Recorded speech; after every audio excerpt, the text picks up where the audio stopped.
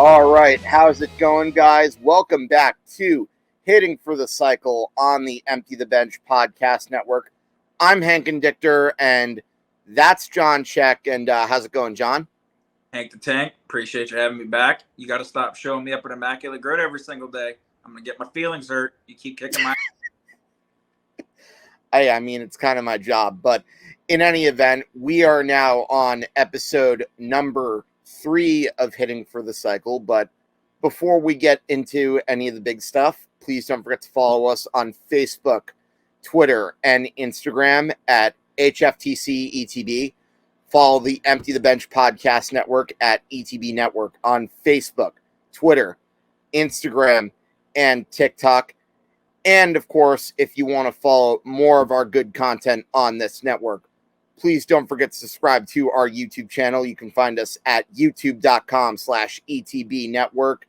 We've got a lot of stuff for you. We've got the 3&D. We've got Fruity Cereal. We, of course, have the Namesake Show and more. And, of course, please don't forget to follow the website as well, etbpodcast.com, if you want some great vlogs and more information as well. And there may or may not be another episode by there may or may not be a wonderful blog written by the wonderful Jennifer Kate coming soon, but that's neither here nor there. Hint, hint, wink, wink. But in any event, let's get right into the meat and potatoes of this. And since last we spoke, we were at the All-Star break, and now I think we should talk about some of the big series that happened after the All-Star break and give our takeaways. And John, I don't know why I had Nick in my head right now, but let me just say this. I just have to say right now, if anyone honestly thought that the Yankees should even try to, go for the big one and go for that brass ring this year, I seriously hope that this series put those ideas to rest. They are now 1-5 post All-Star break. This is a team that lost to, in this order, the Chicago Cubs, the Colorado Rockies, and then they got swept by the LA Angels. Now, granted, obviously the Angels just got above 500, but at the end of the day, let's not act like this is the 2002 Angels that had Garrett Anderson, Tim Salmon, and Troy Gloss here. This is an Angels team that is extremely mid, and their calling card is friggin' Shohei Ohtani. That's it. That's the Angels in a nutshell. Yeah, 100%. And you go from an Angels team that really, they've been meh offensively. It's pretty much been Shohei hitting 2 home runs a game, and they lose by 1 run every single time. And the Yankees, their bullpen has just been absolutely bad the last few months, it seems. How do you go to Colorado? I watched that one game where it was extra innings, and then Nolan Jones hits that home run after they were leading going into extra innings.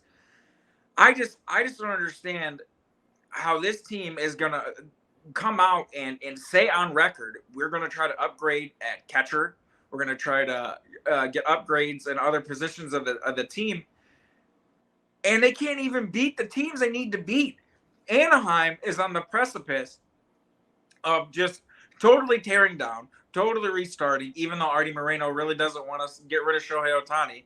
Colorado Rockies, they're one of the worst teams in the entire league, and you get 1 win out of the break, 1 versus those 3 teams that you should have been going and making ground on.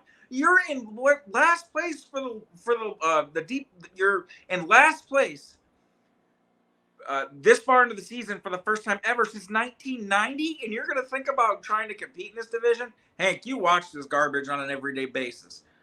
Enlighten me, man, because I don't see it. John, here's the thing I want right now. I want whatever Hal Steinbrenner is smoking, in all honesty. Or forget that. I want whatever optimistic pills that he is even eating right now. Because if you were going to sit right here in front of me, look me in the eye and tell me, oh, No big deal. The Yankees are fine. They're in the AL East. They're above 500. They're only a Shohei Ohtani away from competing. I am going to either look at you like you have three heads. I am going to laugh myself crazy for 10, 15 minutes. Or I'm going to give you a whole lecture about why you're wrong. Neither of those options are really good options, John. Let's be honest here. Yeah, no, and to sit there and think that they're going to even have a chance to compete in that division that is as low as it is at the top, even with Tampa struggling like they are, the Baltimore making such a push to be in first place, which I'm going to pat myself on the back. Someone had to take a couple weeks ago if they would win the AL East. So season's a little over half over, and there's a couple more games left. But Tampa's skidding and Baltimore's coming to the top. But I don't get it. And I think, looking at the rest of these, some of these other series coming out of the break, the Toronto-Arizona series, Toronto is scuffling too. They didn't really make up any kind of ground coming out straight out of the All-Star break. And I know no one cares about this series, but I want to at least mention it. The Tigers went and they beat Luis Castillo, and they beat George Kirby. They took 2 or 3 from Seattle, and they did it in convincing fashion the first 2, even though game 1 where Alex Lang made it kind of rocky. But they still took that. And then they go to KC, and they took 3 out of 4. So my Los Tigres there come out the break strong, trying to make a push for one of the worst divisions of all time. So. Yeah, no, I mean, at least you got something positive to say. Yeah, no, I think the Blue Jays definitely are in a better position to buy than the Yankees, but let me look at the AL standings right here because I have it right in front of me. I almost always have MLB.com up in front of me just, in case. Toronto's out. They're only 9 games over 500. The Yankees are only trailing Toronto, I think, by a game and a half. No, the Yankees are 4 games behind Toronto. They're 1 game behind Boston, but Toronto's 5 games.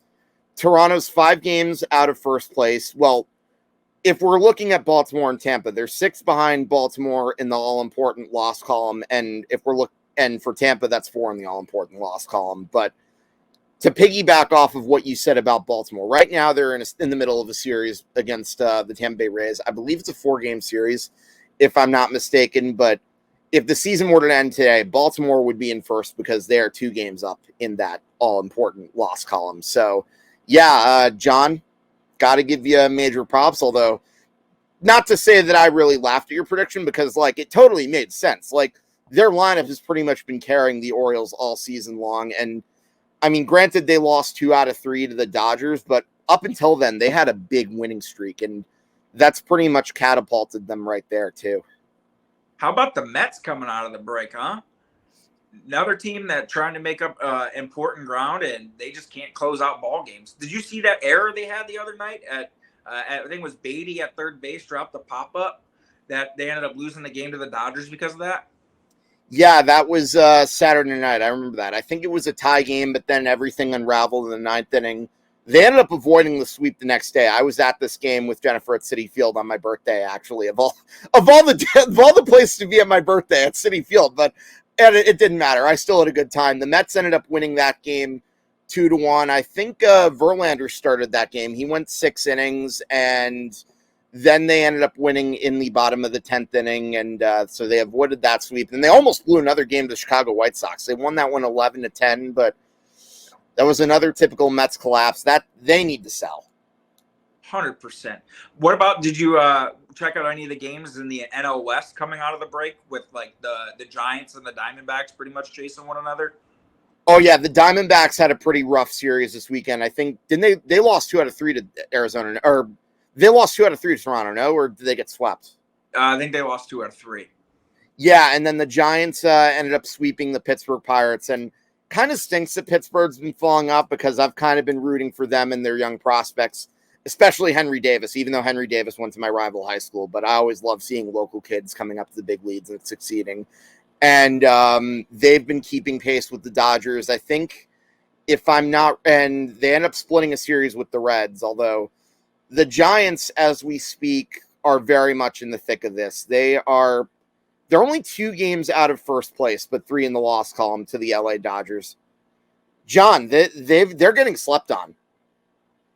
Imagine, I mean, they're a team that, Farhan Zaidi is one of the best. He is. He's fantastic. They could go out and they have the pieces to do it, where they could go out and get an arm, and they could go out and get a bat, and I think it could help them. Because, I mean, you remember the offseason, everyone thought because they couldn't get a superstar to build around that they were going to be really bad and they were going to have a chance in this division against a Padres team that went out and had monopoly money because they wanted to sell chicken tender buckets, and they bought everybody. And so far the Padres have been not good, even though, getting some better performances from like Manny Machado and Juan Soto recently. And the Giants, they just do their thing. I mean, they just bring up people that you don't expect to play well and get performances out of guys like Lamont Wade Jr., and their starting rotation is good. They've had a couple of big win streaks this year. I think the biggest thing for them is they've been kind of streaky. Like they'll have like a 6-7 game win streak and then be like 500 or lose 3 in a row. So they've done enough to stay in a division that that should have been way better than it actually is, even though it's a good division. But they're not that far off from being able to take it, because I think they're so bundled up at the top that the trade deadline is going to be super imperative for all 3 of them to try to give them that one piece to put them over.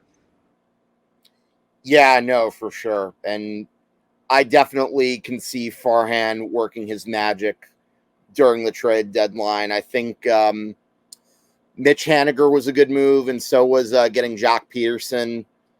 Really decent lineup that I think if you really, all you have to do is if you really improve that lineup, look at that pitching staff. Webb's been solid. Isn't he on your, or isn't Alex Cobb on your fantasy team too? I had Alex Cobb, and I'm pulling up their numbers right now just to get an idea. I had Alex Cobb, but the thing is your boy who's master GM over here drafts a team full of really good players. And when you get Trey Turner as your freaking number 1 overall pick, and then Trey Turner hits like Javi Baez this year, it kind of screws the lineup. So, yeah, I did have Alex Cobb. He's been really good. He only had that one little injury that made him miss a couple starts, but he's been really good. I mean, right now, Alex Cobb is 6-2 with a 2.82 ERA, which is insane. His whip is 1.3, so that's a little high, but 95 innings pitched, so health hasn't been a thing of concern for him so far. 91 strikeouts to 23 walks. It's been great. Yeah, for sure. And another interesting series, I think the Texas Rangers had a big win this weekend over the Tampa Bay Rays. They ended up sweeping them 3 straight, and right now Texas, I want to say, is about 5.5 ahead of the Houston Astros. And that's not to say the Astros have been playing badly. The Astros ended up winning some big games against the LA Angels. But John, is Texas for real? I think, and I want to save this for later in the show, but they're another team, man. They already went out and got Aroldis Chapman. And once you went out and got another arm, and they got bats. That's one thing they can do. They can slug. My biggest concern with them is the fact that their starting pitchers, even though they've been healthy this year, minus DeGrom, man, Eovaldi's going to get up there in innings pitched, and Andrew Heaney's going to get up there in innings pitched. Which one of these guys potentially might falter? Yeah, I want him to make 30 starts. But track record said this isn't going to happen.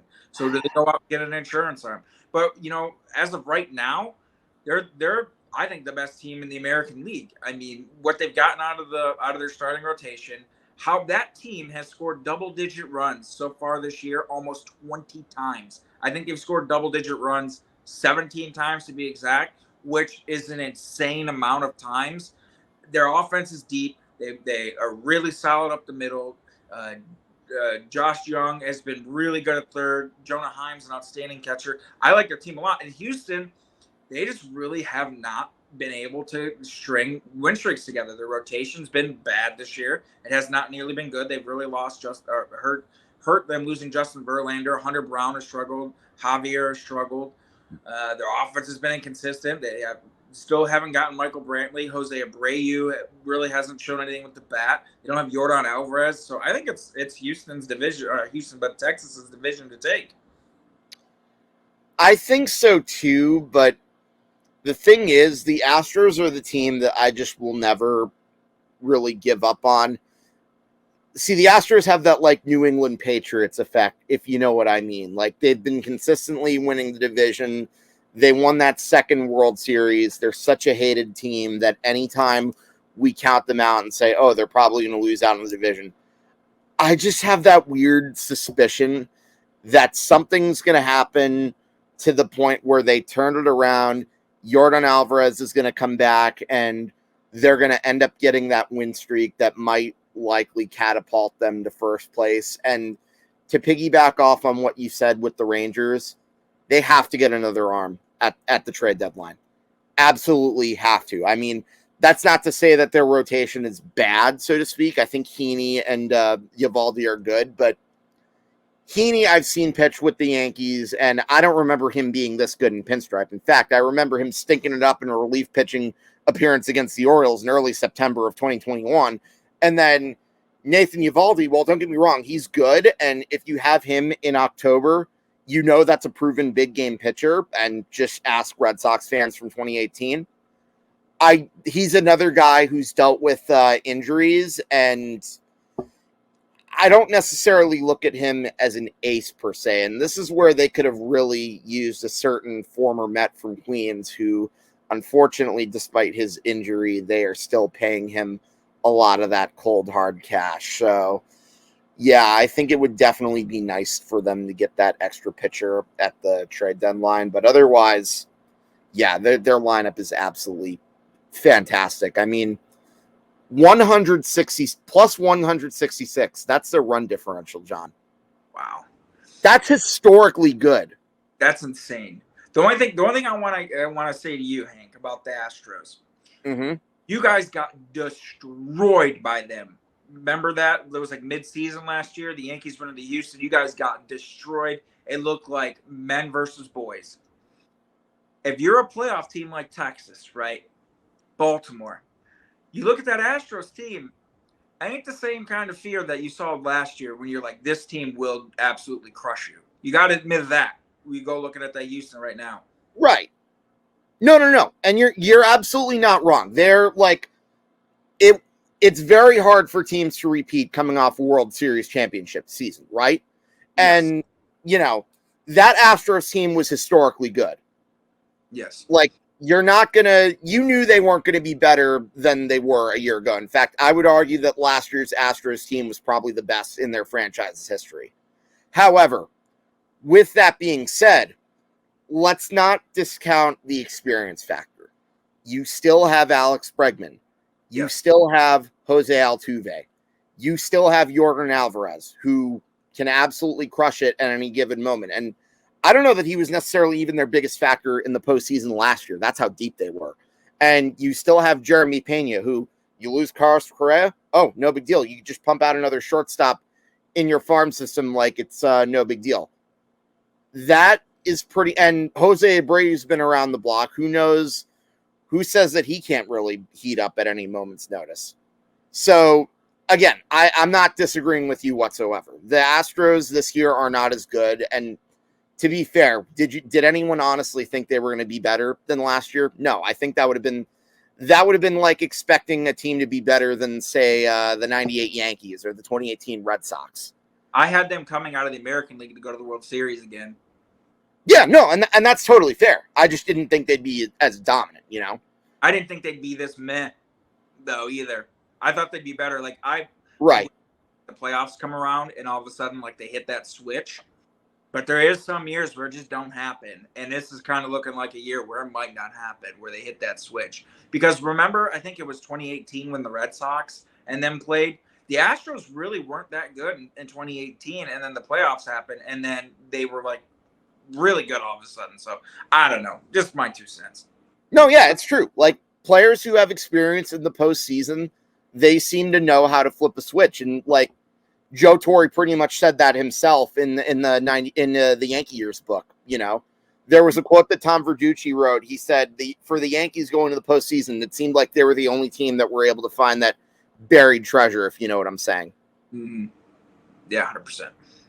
But anyways, is there any other big series that you want to talk about, or should we move on to our to some fun here with the trade deadline mock draft? Let's do some trade deadline mock draft. Why not? So, would you like to start this, or are you cool if I start us off? I'm gonna back cleanup. You go ahead and take lead off. All right, sounds good. And I have a feeling I'm probably stealing this from you, but I am gonna say one name that I think will definitely be traded is Liam Hendriks from the Chicago White Sox. He is going to be one of the most sought after pieces. White Sox are a team that's been, to say that they have been underachieving, I think that's kind of being too kind, if I'm being honest with you. And I think a team that could use him would be the Tampa Bay Rays. That's a team that's bullpen has kind of been iffy. That's a good one.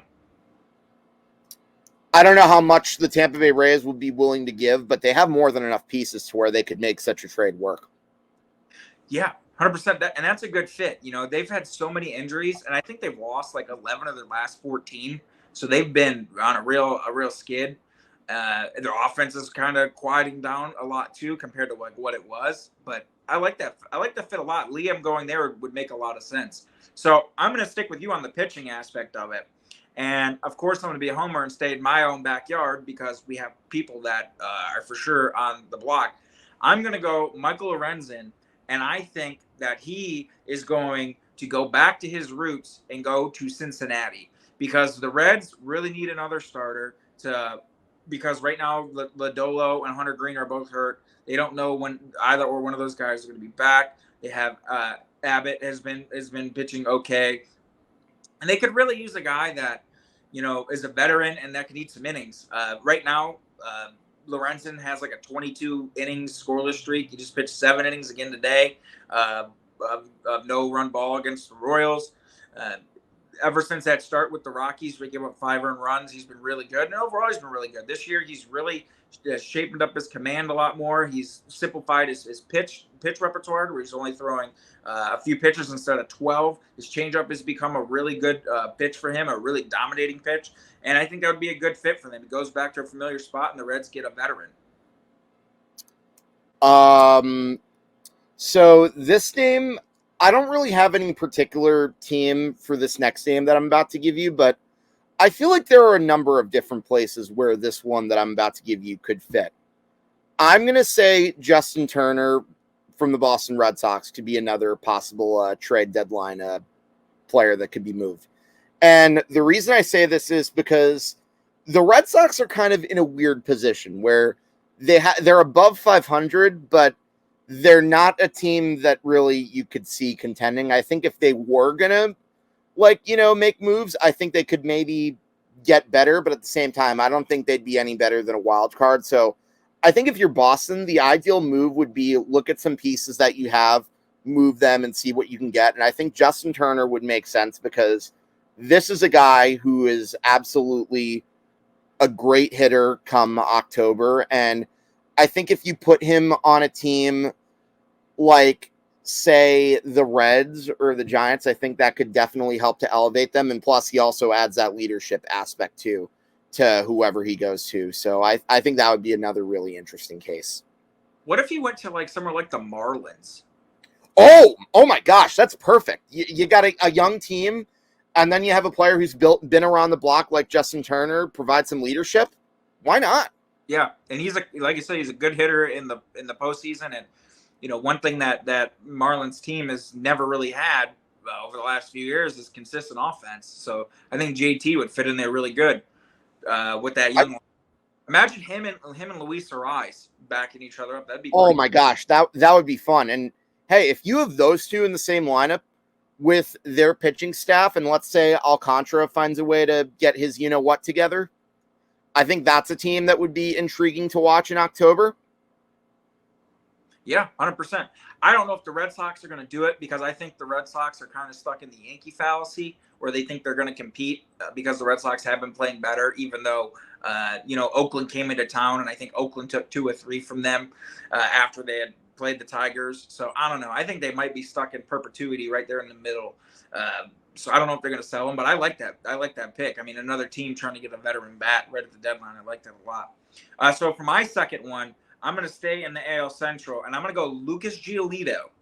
He's a West Coast guy. He lives in San Diego. I think the Dodgers are going to go and try to strengthen up their rotation, try to get one more guy for their a postseason push, and try to help them get over the top in the NL West. Now, I know Giolito's numbers really over the last 2 years have been meh. He's had mixed results this year, but I think you go and you put him out there where he's comfortable, going back to Cali. The Dodgers, they have that pitching magic too, so put him out there with Bobby Miller and Luis Urias, Clayton Kershaw, Tony Gonsolin. He would be a really nice guy that in Chicago, him and Cease were like the 1-2. They were the guy that had all the pressure on top of the rotation, and I think that may have gotten to him, and just the overall struggles of the White Sox over the last couple of years. You put him out there in LA, no one gives a shit. You're out there, you're their fourth starter. Here's the ball. Give us 5 innings. And here we go. So I think Giolito to the Dodgers would be my second one. Yeah, I like that. Now, let me ask you this question. Could the Giants be another possibility to get Lucas Giolito services? I think that's another team that I could see him improving with and helping their rotation. Oh, 100%. And I think any kind of Cali team, 2 things I think that would benefit that. 1, he's going out to the West Coast. And 2, I think he'd be more liable to sign an extension with one of those teams because it's somewhere he wants to play versus being in the Midwest. Now, remember, the White Sox almost locked up Lucas Giolito at the start of last season, but they were $10 million off what they were asking, what he was asking versus what they were offering, and then they ended up deciding to scrap it. And then Giolito had a really bad year last year, and then this year, I don't have his numbers in front of me, but I know for sure his ERA is definitely over 4 still, and he's had a lot of trouble with walks. But going out to San Francisco, you're going from playing where it's cold for the first month and a half to where he'd be going out, if they say he signs an extension, he'd be going out and playing in a lot more pitcher-friendly ballparks. And imagine going to one of those 2 organizations. I mean, look what they did for Carlos Rodon. They're the reason why he's a Yankee for all the money that he got. Kevin Gausman was another one that they went and waved their magic on. So I think that I like that fit a lot. Yeah, no, either way, I think Lucas Giolito is a great choice. Next name I'm going to bring up, I would say Cody Bellinger, another left-handed power bat that can really improve any team's lineup. Now, one of my buddies says the Yankees should get him, but the reason I'm a little iffy about that is because even if he does help them, I just don't know if that's a guy that I don't think the Yankees are in that position to add that extra power bat. However, what I will say is I could see a team in the AL Central, let's say either Cleveland or Minnesota, getting him to hopefully strengthen that lineup. I could also see possibly actually no, not the NL Central, because that would be within their own division. What am I talking about? I could also see maybe the Marlins getting him possibly if they wanted to beef up their lineup to try to keep up with the Atlanta Braves, or not keep up with the Atlanta Braves, but at least find a way to improve their chances come October. Because let's be real, nobody's catching the Atlanta Braves for the NL East. I got one more for you. Padres, yep. He would fit well. They just released Nelson Cruz, so he'd go in there and try to hope that he could do what Matt Carpenter did for the Yankees before he got hurt last year. Right. And he could play first base, and he could play center field, and he plays them both very well. So you get positional versatility with him, and that's positions of need that the Padres really could use as a better center fielder and a first baseman. Yeah, no, for sure. So I think for my third one, I'm going to stay Homer, and everyone can give me shit for staying Homer. But like I said, Scott Harris is open for business. GMs. He's got the open sign on. The curtains are pulled open. Come get it. We got this guy. I don't know if you ever heard of him. His name is Eduardo Rodriguez. Kind of having a good year this year.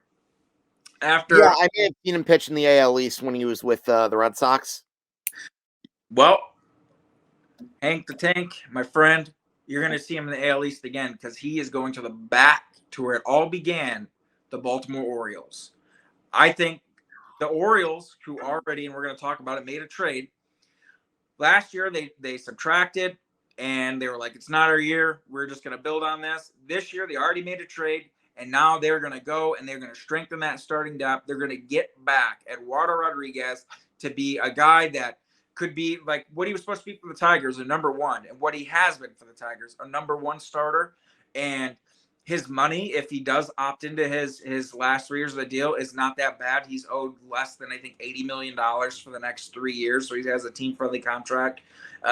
A lefty at Camden, they pulled that wall out, and they've done a pretty nice job putting that rotation together this year with Kyle Gibson and Dean Kramer and Walls and everything else. So I like that there. And, he would be a guy that he's had a lot of good stretches this year. He's only gotten hit up a couple of times. He was leading the AL and ERA.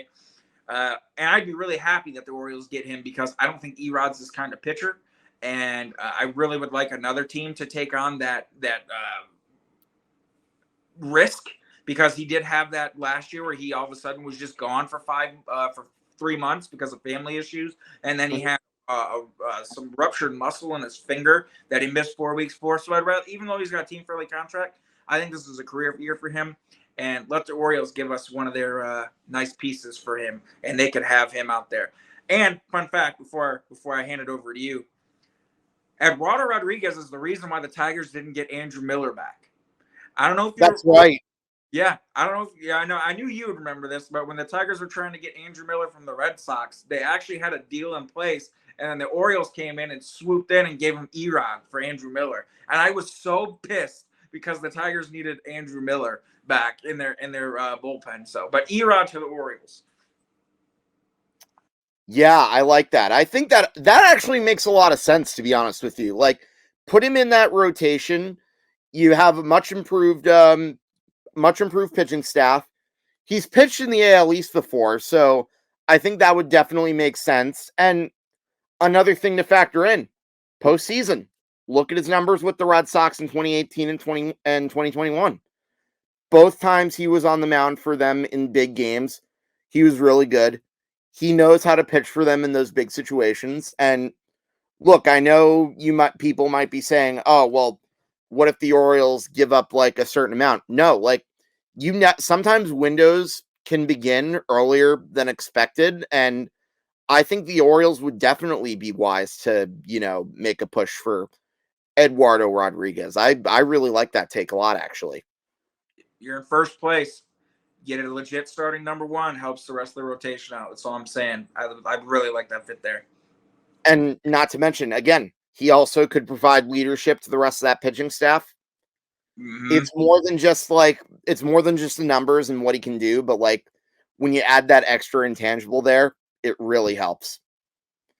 Where do you got Shohei Ohtani going? We got to end on that before we move to the next topic.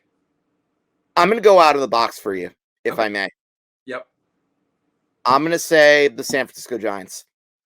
You got this weird Giants homerism. It's kind of weird for a Yankee fan. Is it because they were a New York team at one time? No, I loved Tim Lincecum growing up. I loved his windup, and I also enjoyed Barry Bonds, hence why I put him in the intro. So that's why I've always had this like soft spot for the San Francisco Giants. And if you put him in there, you add him as an extra arm, you had him as an extra bat, it would make a lot of sense if you add him to that team right there.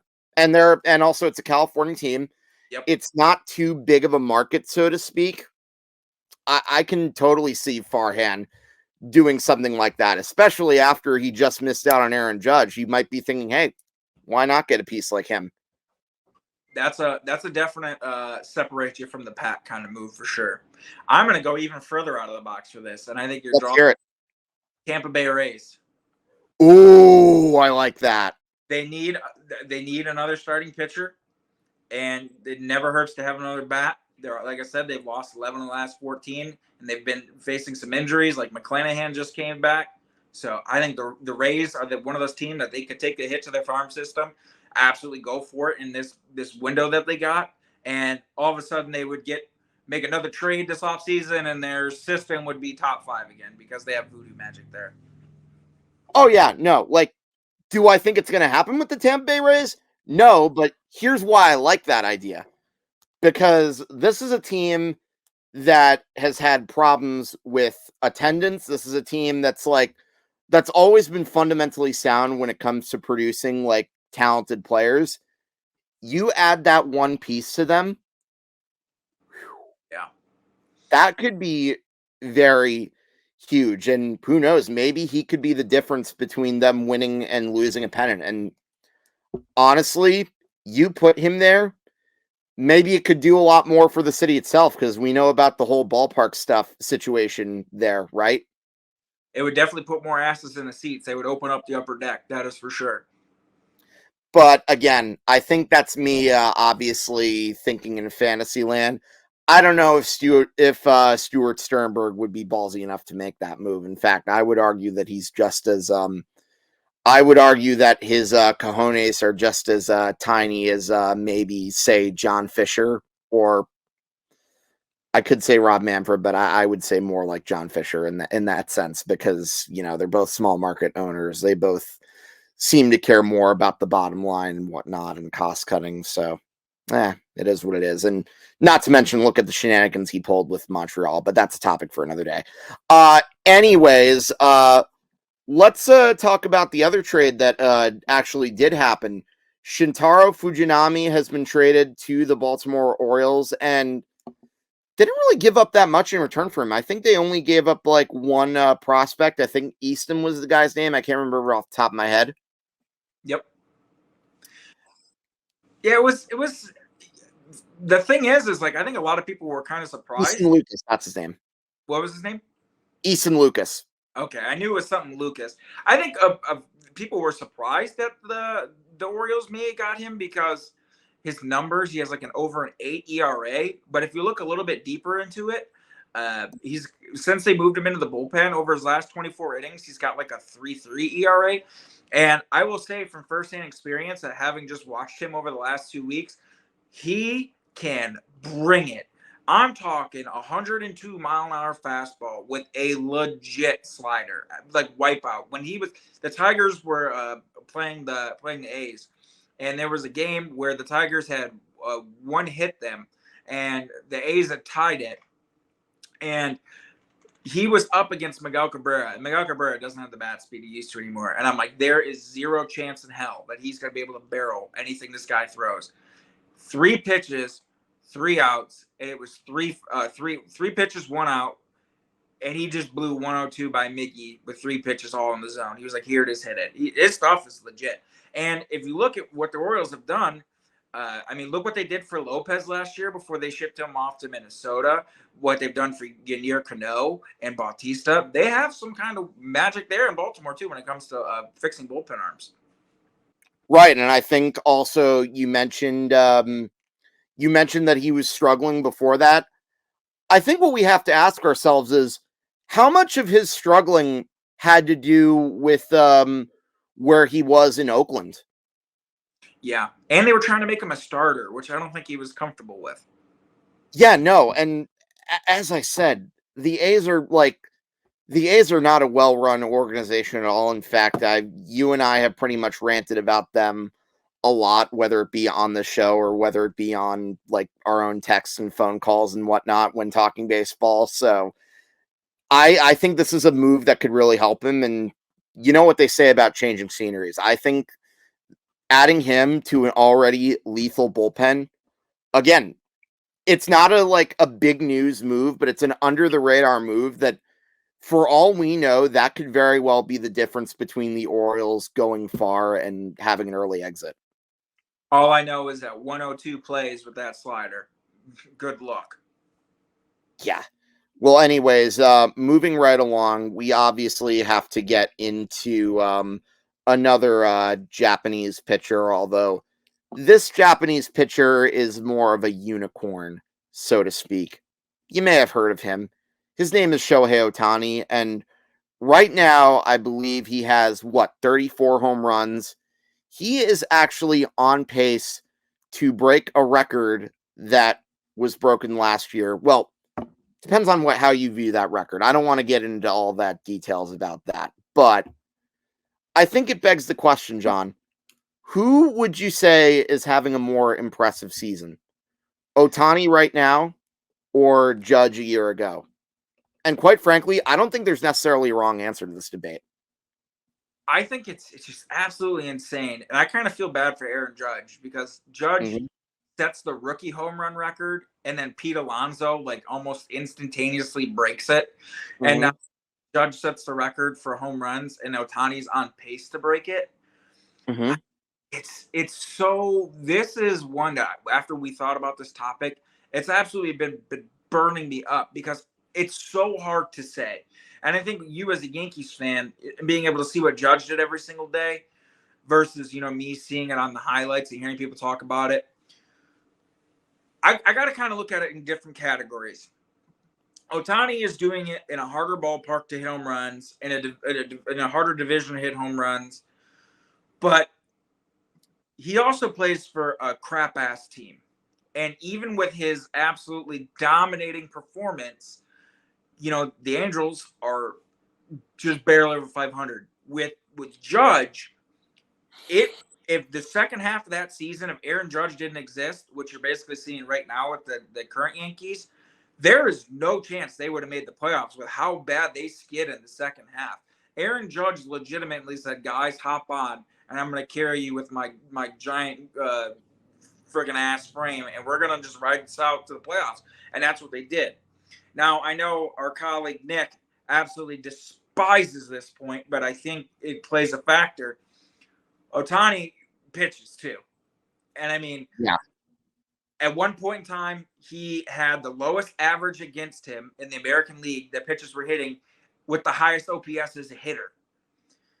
So it's like, do you automatically give him the crown because he does both? And, Aaron Judge can't do both. So, with what he's doing and the pace that he's doing is might ellipse Aaron Judge on top of the pitching, or do you just look at it straight from an offensive standpoint? Because if you look at it from an offensive standpoint, Ohtani's numbers, OPS and slugging wise, is better than what Aaron Judge was doing at this point in time last season. So this is really, really, really hard. I am going to give the edge solely hitting. I'm not going to look at pitching. Solely hitting, I'm going to give it to Aaron Judge for 2022, being more impressive, solely hitting.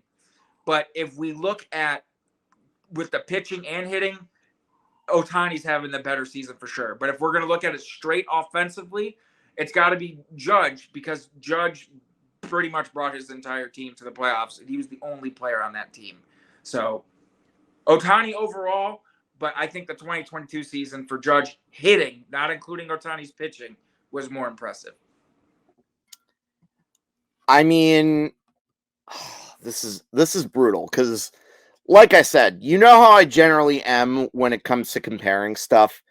I tend to try to avoid that trap because I feel like I'm always finding a way to disrespect the other person. However, in that case, I probably would say Judge, and the reason I would is because, look, what's happening with the Yankees right now without Aaron Judge, like you pretty much said, is exactly what you're seeing would have happened to the Yankees a year ago if he was not in that lineup. Like, I remember that season. I remember a lot of Yankee seasons better than what I had for breakfast, essentially. If Aaron Judge wasn't in that lineup and the injury happened to him last year, John, we might have been talking about a worse collapse than, say, the 2007 Mets, if I'm being honest with you. Yeah. Because there was a legit concern that they were missing the playoffs. I remember they had an insanely long losing streak, and the only redeeming factor during that losing streak was Aaron Judge. And if you look at the games that the Yankees won in August, Aaron Judge had a hand in all of them, whether it be offense or defense. his WAR had to have been really high. Like, I don't have it right in front of me off the top of my head, but based on that alone, yeah, I don't think I can really disagree with you in terms of who's had the more impressive season. And I don't care that Aaron Judge struggled in the series against the Houston Astros because, let's be honest with you, anybody who knew baseball at all knew the Astros were going to win that series. That was a fallacy of a predetermined outcome. Even if Aaron Judge had done well, we still would have lost that series in 7 games anyways. Yep. And yeah, I think looking at it solely from an offensive standpoint, you have to give it to Aaron Judge. But with that having been said, would I be surprised if Shohei Ohtani eclipsed all those numbers? Absolutely not. Shohei Ohtani would be impressive in his own way. And the reason I say that is because just look at the team around him. It's essentially a Fabergé egg. You know, it looks nice with Shohei Ohtani, but then you look at the inside, it's pretty much hollow, is what it is. So, yeah, I would say Judge, but just barely. But I'm not going to act like I don't see like the argument for both of them. But overall, it's Ohtani because you got to include the pitching. But offensively, it's got to be Judge because he brought his team to the playoffs. He was playing with a lineup that's was hitting just as bad as this Angels team was. And Ohtani had Mike Trout for the majority of this season, just until a couple weeks ago, right? And to piggyback off your point, John, I don't think Anthony Rizzo has as good of a season last year without Aaron Judge. Yeah. You see what's happening to Rizzo and Stanton without him in the lineup? Neither of them are getting the good pitches to hit. That's what I've been telling people a lot. Like, Aaron Judge's like value. The value of Aaron Judge goes beyond just him himself. Look at everyone else in the lineup. I look at it like this Ohtani season. You know, if a tree falls in the woods and no one's around to hear it, doesn't make a sound. If Ohtani goes and breaks all Judge's numbers, breaks his record, but they miss the playoffs, who really cares? Judge did all that and they made the playoffs, you know, and he carried that team.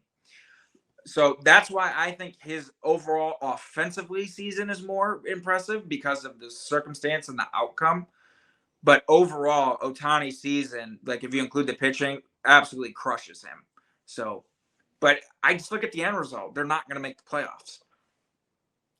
Yeah, no. And we have 2 topics left. I don't know if we're going to have time to get to one of them, but I do want to talk about this one topic because I'm sorry, I don't like to make fun of people hurting themselves, but when you break your foot by kicking a water cooler, yeah, I'm sorry, you kind of deserve to get all the mock and the scorn that comes into your face. That's about as stupid as it gets. How do you go and finally have like your first good season after being in AAA for as long as he was, and then you go and you break your foot by kicking a freaking water cooler? It kind of reminds me of like Brian Wilson. I remember when he was with the Giants, he had a blown save against the Tigers, and like he had beat the shit out of the Gatorade cooler. Next day, they had put Band-Aids on it. It was hilarious. That sounds like the guy on my jersey, Paul O'Neill. Oh, God. Yeah, Paul O'Neill did that too. I remember, like, anytime he did a ground out, he did a pop-up, he would go into the dugout and, like, hit a water cooler. And then when the Yankees retired his number, they gave him a water cooler with Band-Aids as a little gag gift. What did Tommy Kahnle do yesterday? Tommy Kahnle did something similar. He punched something, it exploded. And by the way, off topic, random little tangent for you. Low-key, I kind of like that. Especially after seeing IKF and Rizzo all smiley in the dugout. La-di-da-di-da, we're down by 6-0, but we're getting paid a lot of money. Fuck that. I want to see the emotion that Tommy Kahnle had. But anyways. Oh yeah, no, David Big Poppy with the roid rage and the phone in Baltimore. Or your boy Brett Gardner hitting the roof with the bat. He got out of a game for that once because he was hitting the top of the dugout roof and the umpire said something to him. Or how about Chris Sale and Paul Tuckett beating the shit out of that TV? Didn't Chris Sale also rip apart all those uniforms when he was with the White Sox? Yes, there was a game they were playing, and they were wearing the classic throwback uniforms. They had longer sleeves, and he didn't want to wear those because he said it'd mess up his pitching delivery. So he cut the sleeves off, and they were actually playing the Tigers that day, and he ended up getting benched because of that, because he cut the sleeves off his uniform so he couldn't wear it. Well, anyways, let me ask you this. What's the stupidest / dumbest injury that you've ever seen in baseball? Not even close. Joel Zumaya hurting himself playing Guitar Hero. Not even close. Absolutely the dumbest shit ever. And it was the start of his absolutely litany of arm injuries he was going to have, or stupid injuries. He had one good season, and then he got hurt playing fucking Guitar Hero of all things. So that's fine, 100%. Yeah, that's about as bad as it gets. Like, I don't think I'm going to top yours with Joel Zumaya. I mean, I would say Kevin Brown for punching the wall years back. I think it was 2004 against the Orioles when he got lit up. And I would say AJ Burnett doing a similar thing, except he punched the door right before. I remember it too. It was an old timers day game. It was against Tampa Bay Rays. He got absolutely lit up that day, and Joe Girardi like pretty much ripped him a new one or something. But I'm going to go with the different Yankee. And how about I go with Jabba Chamberlain? And let me give you the story, if you don't mind. Oh, well, I'm all healed from Tommy John. Let me go have fun at my kid's birthday party. He just turned 3 years old, so let's go on a trampoline. Ow! My leg! I remember that. I had to do it all SpongeBob style for you. My leg! How many times do we have to tell you, old man? How many times do we have to teach you this lesson, old man? Yeah, between guys jumping on trampolines and dudes punching the wall, I have absolutely no clue why guys keep doing this. Like, I understand being pissed, but like, remember Yanoa for the Braves last year? He punched a freaking wall and broke his hand. It's like, Yep. God, you are at a clubhouse with ample pillows and things to punch. Go punch that. You have a baseball bat. Go hit a wall. Well, and then you also have other injuries I can name. Sammy Sosa sneeze. I'm sorry, I can't not laugh at this. Sammy Sosa hurting his back because he sneezed. And then there was that other time where Wade Boggs was putting on a cowboy boot and he hurt his ankle. Did he really? I never heard that one. No. I kid you not. Wade Boggs hurt his ankle by putting on a cowboy boot. Wow. That's insane. Not drinking all the beers, but putting on a cowboy boot. Or banging Margot Adams, or eating too much chicken. I don't know. Wow. Would you classify Max Scherzer bunting a ball into his face as stupid injury? No, that's just a freak accident. Yeah, I guess that's fair because it's borderline, but it's just a freak accident. Yeah. Oh man, and oh gosh, Matt Cain getting scratched from a start due to a sandwich mishap. Why don't I remember this? I don't remember that one either. But yeah, no, I've seen pretty crazy ones. I would go on a little tangent about fireworks and a certain Manhattan nightclub incident involving guns, but I don't want to give myself PTSD because at least I have 2 Super Bowls, but that's a story for another day. Oh, Burris. Yeah, I remember that. You cannot change my mind. I'm convinced that the Giants would have repeated a Super Bowl, but I will talk about that on another show for another day. Yeah, you don't want to get me started about your Giants. As a Packer. I know you hate us with a passion, but it's all good. Any event, do you want to talk about the All-Star Game logo that was just created for Texas? Yeah, it actually looks pretty good. I'm hoping, and you and I both know it's not going to happen because, in the words of Hank Indictor, it's all about the money. They're going to have another stupid-ass All-Star Game jersey for next year. But looking at the logo, it actually is pretty cool. It's like the state of Texas. I really like the font for it. So I'd imagine the jerseys that they're going to make them wear instead of letting them wear their own jerseys during the All-Star Game so people know what teams they play for and whatnot. And it doesn't look like a E-League rec game out there like I'm playing shortstop. I think the logo looks nice, and I'm interested to see what the jerseys look like. I'd imagine they're going to look like some kind of Texas Rangers jerseys. My only thing is, I think would be cool if they do this is if they do some kind of baby blue jersey, like that powder blue that they have for their alternates. Imagine if they had one of those jerseys for one of those two leagues where they wear like one of those powder blue things. That would be pretty sick. But I want them to wear their regular jerseys, but at least like do like we talked about, like do like the All-Star game jersey for the home run derby and let them wear their jerseys during the game. But we'll see. At least the logo doesn't look like shit. No, I actually think the logo is pretty cool. I love how you have the star right in between all and star for game, because we know Texas is the Lone Star State, and oh my gosh, those powder blue uniforms are absolutely flames. And or heck, if you want to model them after the old school uniforms that they wore in like the 70s, like back when they had Fergie Jenkins and Billy Martin was their manager for that like year and a half. He actually might have been their most successful manager until they went to the mid 90s. That's how that's how horrible they were for so many years, up until they had Juan Gone, Rafi Palmeiro, and who am I leaving? Pudgy Rodriguez. Kenny Rogers. Not the country singer, but the sandpaper pitcher you're referring to. The guy who threw down cameramen. Yeah, that yes, I remember that. God, that was bad. But in any event, that's pretty much all we have today. That will wrap it up for episode number 3 of Hitting for the Cycle. John, once again, pleasure as always. Can't wait till next week, Hank. It's the quickest hour in sports. Yep, and I cannot wait to be running it back with you again next week. But until then, before I do, I just want to give you guys a friendly neighborhood reminder. Please don't forget to follow us on Facebook, Twitter, and Instagram at HFTC ETB. I post some good content there. You'll see some clips from our episodes, and you'll also might be seeing some clips from yours truly going to either Yankee Stadium or Citi Field or any ballpark that I attend. But in addition to that, you can also follow the Empty the Bench podcast network at ETB Network. Find us on Facebook, Twitter, Instagram, and TikTok. A lot of good shows out there, a lot of great content, so please go check us out. And of course, don't forget to follow our YouTube channel at youtube.com/ETB Network. And of course, please do not forget to hit that big red button down below. And hey, maybe leave us a comment if you want to. We'd love to hear from you guys.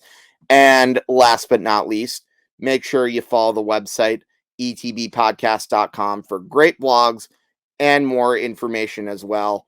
I'm sure I'll probably be posting another blog up there maybe in the next few days. We'll see. Depends on what news comes out. But in any event, that'll pretty much wrap it up for our 3rd episode of Hitting for the Cycle. On behalf of John Czech, I'm Hank Indictor, and I will see you guys next week.